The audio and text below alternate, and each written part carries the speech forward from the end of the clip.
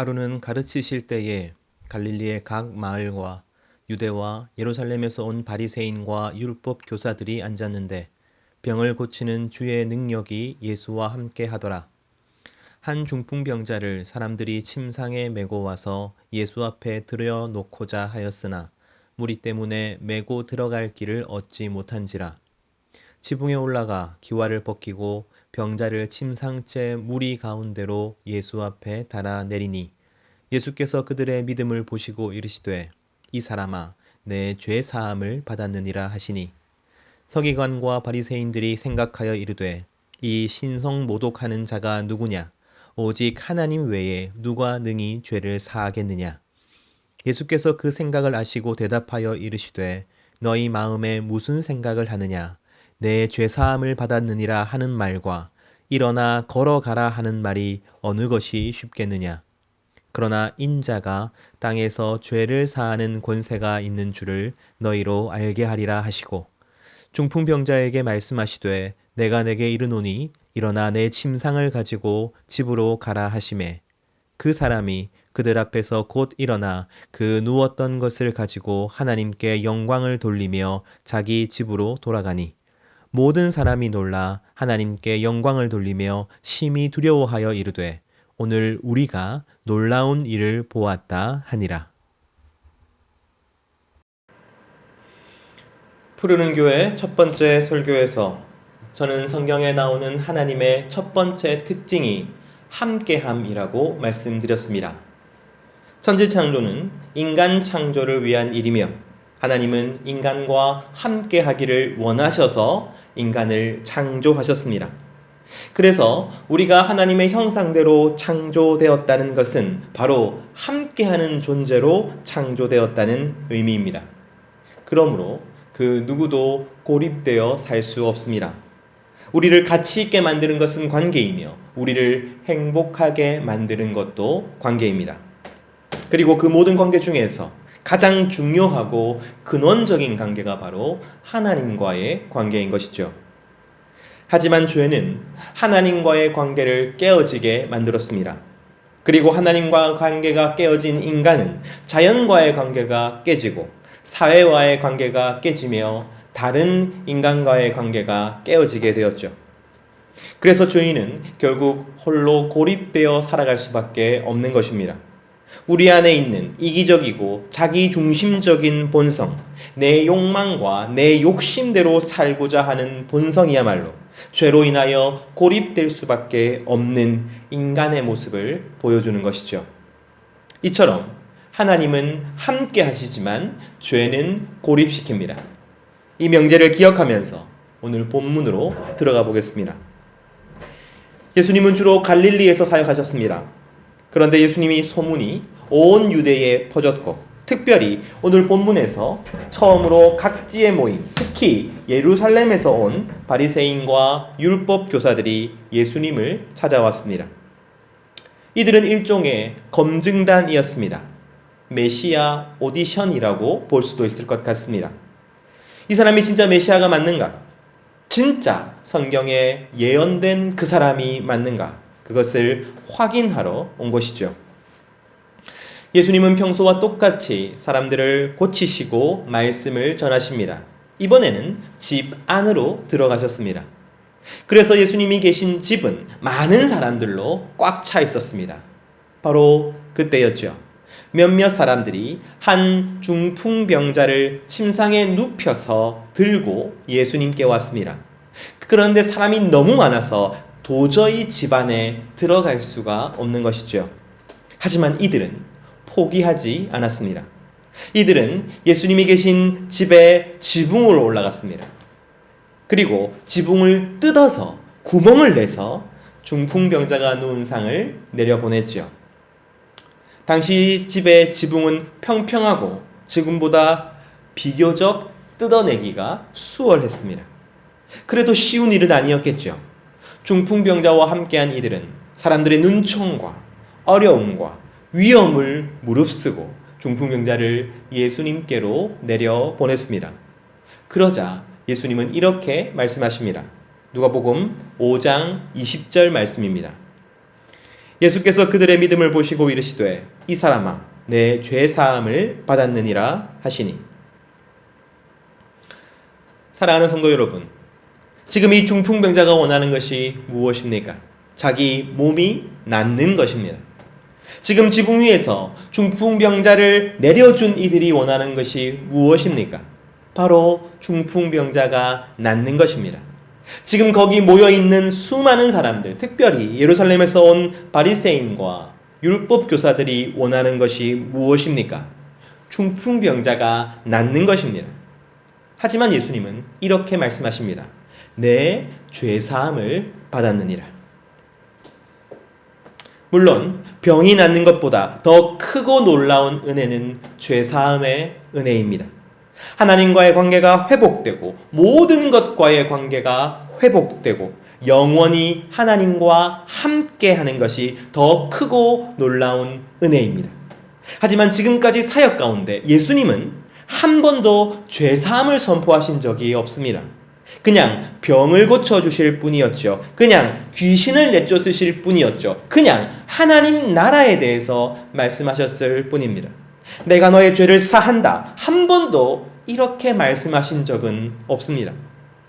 그런데 갑자기 예수님은 중풍병자의 죄를 사하여 주셨던 것이죠.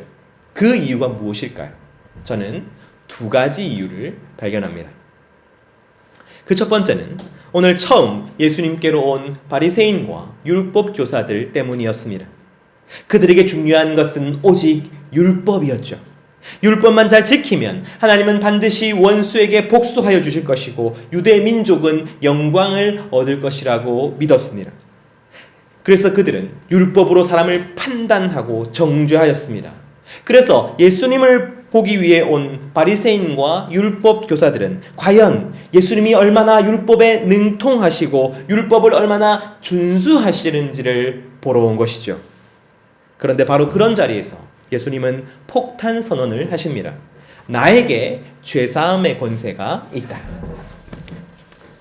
사랑하는 성도 여러분, 바리새인과 율법 교사들이 들을 때에 이것이 얼마나 황당한 소리인지 모릅니다. 우리가 율법을 잘 지켜서 죄사함을 받아야 하는데 도리어 내게 죄사함의 권세가 있다니요. 이것은 자신이 율법을 초월하는 존재라고 말하고 있는 것이죠. 율법에 따르면 죄사함은 오직 하나님께만 있는 것입니다. 그리고 1년에 한 번 속죄일에 대제사장이 성전에 들어가 제사를 드린 뒤에 선포할 수 있는 것이죠. 그런데 갈릴리 총동네에 한 청년이 죄사함을 선포한다니요. 이것은 메시아 오디션에서는 처음부터 탈락이고 나아가 신성모독이자 이단적인 행위인 것입니다. 하지만 예수님은 그들의 마음을 아시고 분명히 말씀하십니다. 인자가 땅에서 죄를 사하는 권세가 있는 줄을 너희로 알게 하리라. 누가복음 5장 24절 말씀입니다. 그러나 인자가 땅에서 죄를 사하는 권세가 있는 줄을 너희로 알게 하리라 하시고 중풍병자에게 말씀하시되 내가 내게 이르노니 일어나 내 침상을 가지고 집으로 가라 하시매. 예수님은 바리새인과 율법 교사들이 원하는 메시아가 되실 생각이 전혀 없으셨습니다. 그들의 비위를 맞추고 그들의 입맛에 맞는 말씀을 하실 생각이 없으셨습니다. 그들이 원하는 나라는 율법을 잘 지키는 유대인들을 위한 권력과 승리와 복수의 나라였습니다. 하지만 예수님이 이루실 하나님 나라는 모든 죄인들을 위한 죄사함의 은혜의 나라입니다. 예수님은 이 땅에서 죄를 사하는 권세가 자신에게 있는 줄을 확실히 알게 하기 위하여 중풍병자를 치유하셨습니다. 예수님께서 병을 고치시고 귀신을 내쫓으시는 모든 역사가 실은 죄를 사하는 권세가 있음을 알게 하려 하심이었던 것이지요. 바로 이것이 첫 번째 이유입니다. 오직 예수님께만 죄사함의 권세가 있습니다. 그리고 하나님의 나라는 죄사함의 은혜로 세워집니다. 바로 이 사실을 알려주기 위하여 중풍병자에게 죄사함을 선포하신 것입니다. 이어서 죄사함을 선포하신 두 번째 이유에 대해서 말씀드리겠습니다. 누가복음 5장 20절 말씀을 다시 읽겠습니다. 예수께서 그들의 믿음을 보시고 이르시되 이 사람아 내 죄사함을 받았느니라 하시니, 말씀에 따르면 예수님은 바리새인과 율법 교사들을 의식하시며 죄사함을 선포하신 것이 아니었습니다. 예수님은 그들의 믿음을 보시고 죄사함을 선포하셨습니다. 그들이 누구입니까? 바로 중풍병자를 데리고 온 사람들입니다. 그냥 데리고 온 것이 아니라 포기하지 않고 지붕을 뜯어내었던 이들이죠. 정말 중풍병자를 사랑하고 아꼈기 때문에 마침내 중풍병자를 예수님과 만나게 했던 그들입니다. 예수님은 이들을 보시고 죄사함의 은혜를 선포하셨습니다. 그 이유가 무엇입니까? 바로 이들이 하나님 나라의 실제 모습을 보여주었기 때문입니다. 예수님은 아직 하나님 나라, 죄사함의 은혜가 임하는 나라를 말씀하지 않으셨습니다. 사람들이 아직 준비되지 않았기 때문이죠. 그들이 바라는 것은 온통 내 문제가 해결되는 것이고 육체적이고 물질적이고 눈에 보이고 손에 잡히는 것뿐이었기 때문입니다. 예수님께 죄사함의 은혜를 기대한 사람은 아무도 없었습니다. 그러기에 죄사함의 권세가 있지만 그 권세를 선포하지 않으셨던 것입니다.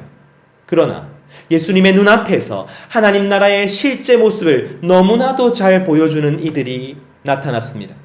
예수님은 바로 그때 죄사함을 선포하십니다. 사랑하는 성도 여러분, 죄는 고립시키지만 하나님은 함께 하십니다. 그리고 고립되어 있는 중풍병자와 끝까지 함께하는 이들이야말로 하나님 나라의 실제 모습을 보여주었습니다. 저는 그들의 모습에 예수님께서 놀라셨을 것이라고 생각합니다. 그리고 기쁘고 행복하셨을 것이라고 생각합니다. 그래서 그들에게 죄사함의 은혜를 선포하셨다고 생각합니다. 고대 근동에서 중풍병자, 안진뱅이, 마비 환자와 같은 병은 무거운 짐에 눌려 있어서 생긴다고 생각했습니다. 엄청 큰 돌에 눌려서 꼼짝달싹 할 수 없는 모습을 생각하시면 될 것 같습니다. 그는 움직이지 못합니다. 그는 어디도 가지 못하고 누구도 만나지 못합니다. 자신이 지고 있는 짐 때문에 그는 완전히 고립되어 있는 것이죠. 그런데 누군가가 손을 내밉니다. 그리고 그의 침상채로 들어서 그가 갇혀있던 집을 나섭니다. 그리고 사람들이 모여있는 곳, 예수님이 계신 곳으로 가지요. 끝까지 포기하지 않고 손해와 위험을 무릅쓰고 그로 하여금 마침내 예수님을 만나게 합니다. 고립되어 있는 한 영혼에게 손을 내밀어 예수님의 손을 잡게 하였습니다. 사랑하는 성도 여러분, 이 본문은 신학적으로 좀 논란이 있습니다. 중풍병자도 그를 예수님께 데리고 온 자들도 죄사함을 기대하지 않았습니다. 중풍병자가 주님, 제가 죄인입니다. 저를 용서하여 주옵소서 이렇게 이야기하지도 않았습니다. 그런데도 예수님은 그의 죄를 사하여 주셨습니다. 게다가 죄사함의 이유가 그들의 믿음을 보았기 때문이다라고 말씀하시죠. 아니, 구원은 당사자의 믿음만 보셔야 되는 것이 아닙니까? 죄사함은 당사자의 회심이 전부가 아닙니까? 그런데 그들의 믿음 때문에 다른 누군가의 죄를 사하여 주시다니요. 그래서는 안 되는 것이 아닙니까? 저는 그 이유를 지붕을 뜯어내고 중풍병자를 내려보내는 그들을 보시며 예수님께서 하나님 나라의 실제 모습을 발견하셨기 때문이라고 생각합니다. 오해하지 마십시오. 구원은 오직 회심한 당사자가 누리는 것이 맞습니다. 하지만 이 땅 가운데 하나님이 기뻐하시는 공동체에는 죄사함의 은혜가 끊임없이 부어지게 될 것입니다. 회심하게 하고 복음에 엎드러지게 하고 죄로부터 돌아서게 하며 마침내 새 생명을 얻게 하는 은혜가 하나님이 기뻐하시는 공동체에는 끊임없이 임하게 될 것입니다. 그리고 중풍병자와 그 친구들은 진실로 하나님이 기뻐하시는 공동체였습니다. 중풍병자와 친구들은 우리가 어떻게 하면 하나님이 기뻐하시는 공동체를 이룰 수 있을지를 보여줍니다. 그리고 하나님이 기뻐하시는 공동체에 어떤 일이 일어나는지를 보여줍니다. 고립되어 있는 한 영혼에게 손을 내미는 것을 하나님은 기뻐하십니다. 그리고 그 공동체에 죄사함의 은혜를 가득 부어주십니다. 이것이 오늘 본문의 의미인 것이죠. 사랑하는 성도 여러분, 우리 교회도 이와 같기를 원합니다. 죄사함의 은혜가 끊임없이 부어지는 교회가 되기를 소원합니다. 그러기 위해서 무엇을 해야 합니까? 우리도 고립되어 있는 누군가에게 손을 내밀어야 하는 것이죠. 다른 모든 은혜보다 더 어렵고 귀한 은혜는 바로 죄사함의 은혜입니다. 병이 나을 수 있어요. 인생의 문제가 해결될 수 있습니다. 하지만 그렇다고 해서 예수님을 믿을 수는 없습니다. 그것은 사람의 도움이나 계획이나 열망으로 되는 일이 아닙니다. 한 사람이 예수를 믿고 구원을 받는 것이 얼마나 어려운 일인지요. 그렇게 우리는 계속해서 기도하고 노력해야 합니다. 하지만 여기 죄사함의 은혜가 부어지는 가장 놀라운 방법이 있습니다. 그것은 하나님이 기뻐하시는 공동체를 만드는 것입니다. 고립되어 있는 누군가에게 손을 내밀어주는 공동체가 되는 것입니다.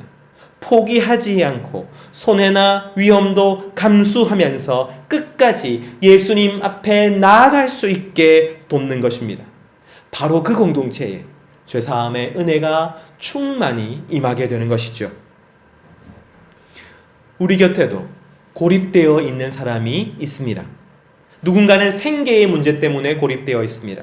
누군가는 과거의 상처 때문에 고립되어 있습니다. 누군가는 자신이 묶여있는 파괴적인 관계 때문에 고립되어 있지요. 어떤 사람은 죄책감 때문에 고립되어 있으며 또 어떤 이는 걱정, 근심으로 말미암아 고립되어 살아갑니다. 마치 무거운 바위가 몸을 눌러서 꼼짝도 못하는 것처럼 살아가고 있는 것입니다. 그 모든 것이 무엇 때문입니까? 성경은 바로 죄 때문이라고 말합니다. 죄에 눌려 창살 없는 감옥에 갇힌 것처럼 그렇게 살아가고 있는 것입니다. 여러분, 그러한 가족이 없으십니까? 그러한 친구나 동료가 생각나지 않으십니까? 바로 그 고립되어 있는 영혼에게 손을 내밀 때 어떤 일이 일어납니까? 내 삶에 죄사함의 은혜가 충만히 임하게 되는 것입니다. 나의 사랑하는 이들에게 죄사함의 은혜가 충만히 임하게 되는 것입니다. 바로 그런 우리가 하나님 나라가 되는 것이죠. 그리고 우리는 고립되어 있는 이들에게 손을 내미는 교회가 되어야 합니다. 사랑하는 성도 여러분, 복음서를 읽다 보면 놀라게 되는 부분이 있습니다. 예수님의 시대 1세기 유대 땅에는 왜 그리도 아픈 사람이 많은지 모르겠습니다. 보지 못하는 자, 걷지 못하는 자, 혈기 마른 자, 나병 환자, 각종 환자와 귀신 들린 자가 왜 그리도 많은지요. 어느 시대나 사람 사는 것은 비슷할 텐데 예수님이 가시는 곳마다 병자와 귀신 들린 자가 그야말로 사방에서 몰려옵니다. 하루 종일 거기 모인 병자들을 고치셨는데 내일이면 그만큼 또 몰려오는 것이죠. 그야말로 병자가 가득한 세상입니다. 그러나 솔직히 말씀드리면 지금 우리의 시대도 다르지 않습니다. 제가 일반 직장에 다니던 시절 정신병원에 봉사활동을 간 적이 있습니다. 제 기억에 4층 건물이었는데 건물 각 층에 쇠창살 문이 있고 자물쇠가 잠겨 있었습니다.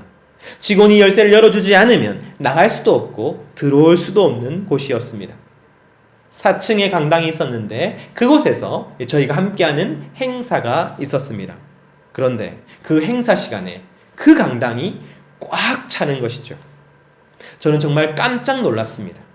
얼마나 많은 환자들이 그 병원에, 그 철창 안에 있는지 모릅니다. 얼마나 많은 사람들이 고립되어 있는지 모릅니다. 실은 지금도 아픈 사람은 넘쳐납니다.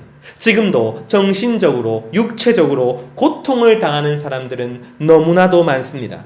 하지만 그들은 보이지 않습니다. 식당에, 커피숍에, 영화관에, 공원에, 길 위에 그런 분들은 보이지 않습니다. 왜냐하면 그들은 병실에만 혹은 집 안에만 혹은 시설에서 고립되어 있기 때문이죠.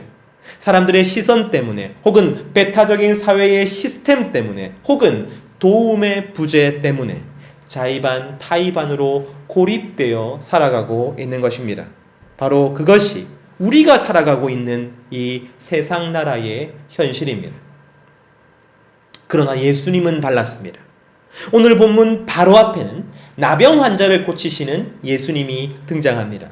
그런데 그 나병 환자를 어디서 만나십니까? 여러분, 제가 누가복음 5장 12절 말씀을 읽겠습니다. 예수께서 한 동네에 계실 때에 온몸에 나병 들린 사람이 있어 예수를 보고 엎드려 구하되 이르되 주여 원하시면 나를 깨끗하게 하실 수 있나이다 하니, 예수께서 한 동네에 계실 때 온몸에 나병 걸린 사람이 있었다고 합니다. 이때 나병은 지금의 한센병, 문둥병을 이야기하는 것이 아닙니다. 피부병을 총칭하는 것이 나병입니다. 문제는 이 나병 환자는 절대로 한 동네에 있을 수 없다는 것이죠. 나병에 걸리면 그 사람은 그 즉시 동네 밖으로 쫓겨나야 했습니다. 그런데 나병 환자가 예수님과 한 동네에 있습니다. 왜 이런 일이 가능한 것입니까? 바로 이 나병 환자가 예수님의 소문을 듣고 예수님께 나아온 것이죠. 예수님을 만나면 내 병이 나을 수 있다는 소망을 품고 고립에서 벗어나 예수님을 찾아온 것이죠. 예수님은 그를 나무라거나 쫓아내지 않으셨습니다. 도리어 그를 만지시죠. 그리고 그를 회복시켜 주셨습니다. 오늘 본문의 중풍병자도 마찬가지입니다. 그저 집 안에만, 침상에만 고립되어 있어야 하는 중풍병자가 사람들이 꽉 차 있는 집의 중앙으로 내려옵니다. 여러분, 이 장면을 상상해 보세요. 갇혀 있고 숨어 있고 꼼짝하지 못하는 중풍병자가 모든 사람의 주목을 받으며 예수님의 주목을 받으며 세상 한가운데로 나온 것입니다. 이 모두가 예수님으로 인하여 일어난 일입니다. 예수님은 모든 고립된 영혼의 소망이셨습니다. 두려움도 불편도 사람들의 시선도 상관없이 일어나게 만드는 소망이셨습니다.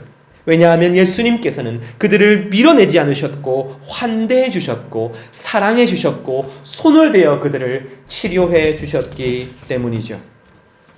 사랑하는 성도 여러분, 교회도 그러해야 합니다. 갇혀있고 숨어있고 고립되어 있는 영혼이 그 자리를 박차고 일어나 나올 수 있게 하는 소망, 하나님 나라는 그 소망을 주어야 하는 것입니다. 바로 그것이 진정한 하나님 나라인 것이죠. 우리 교회는 튀르키예와 시리아의 지진으로 인하여 고립되어 있는 사람들을 돕습니다. 아주 적지만 이제 시작하였습니다. 여러분, 우리가 이러한 꿈을 가지고 신앙생활하기를 원합니다. 이런 의식을 가지고 주변을 살피고 귀를 기울일 수 있게 되기를 원합니다. 그래서 어떻게 교회적으로 손을 내밀어 소외되고 고립된 이들을 도울 수 있을지 끊임없이 생각하는 교회가 되기를 소원합니다. 그리하여 진정 하나님 나라를 우리의 눈으로 확인하고 우리의 손으로 만들어 나가는 복된 교회가 되기를 간절히 소원합니다. 바로 그럴 때 하나님께서 우리 교회에 죄사함의 은혜를 차고 넘치게 부어주실 줄로 저는 확신합니다.